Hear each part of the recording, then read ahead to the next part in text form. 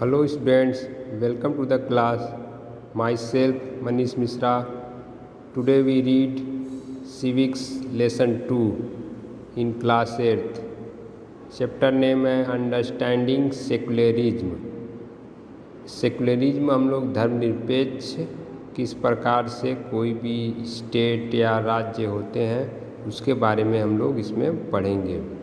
जैसे आप लोगों को मालूम ही होगा इन इंडिया भारत में बहुत सारे धर्म के लोग रहते हैं और अपना जीवन यापन करते हैं।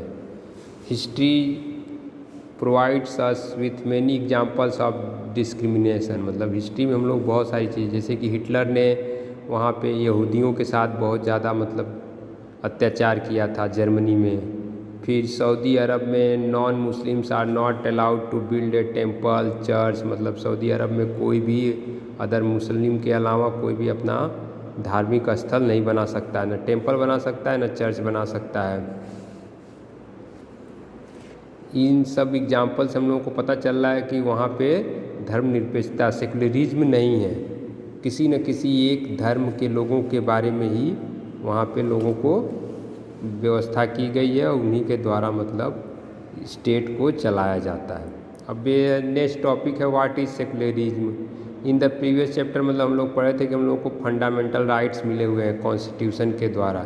State power as well as against the tyranny of the majority. मतलब हमको ऐसा नहीं है कि कोई जो बहुसंख्यक है मेजोरिटी वाले हैं वो लोग किसी को अपने धर्म के पालन करने से रोक सकते हैं। इंडिया में सभी लोगों को अलाउ है अपने फेस्टिवल को मनाने के लिए सब लोग आज़ाद हैं। अपने धार्मिक स्थलों पे पूजा करने के लिए आज़ाद हैं, चाहे मुस्लिम हो या बौद्ध हो, बौद्धिस्ट हो या जैनिज्म हो, आपके सिख हों, ईसाई हों, सभी प्रकार के जो धार्मिक लोग हैं वो लोग अपने आज़ादी है उनको अपने यहाँ पे, इसी को सेकुलरिज्म कहते हैं। ठीक है।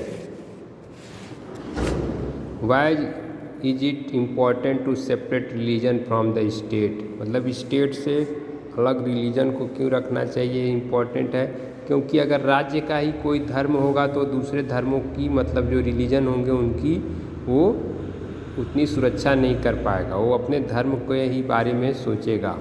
तो इसलिए स्टेट का कोई पर्सनल रिलीजन नहीं होना चाहिए। सभी जो स्टेट के अंदर जितने भी लोग रह रहे हैं, जितने भी रिलीजन के, उसे सबकी देखभाल करनी चाहिए और उसको उसी हिसाब से इम्पोर्टेंस देना चाहिए सारे रिलीजन को, क्योंकि सभी लोग उसी स्टेट के सिटीजन हैं, वहीं पे रह रहे हैं, वो लोग अपना जीवन यापन कर रहे हैं।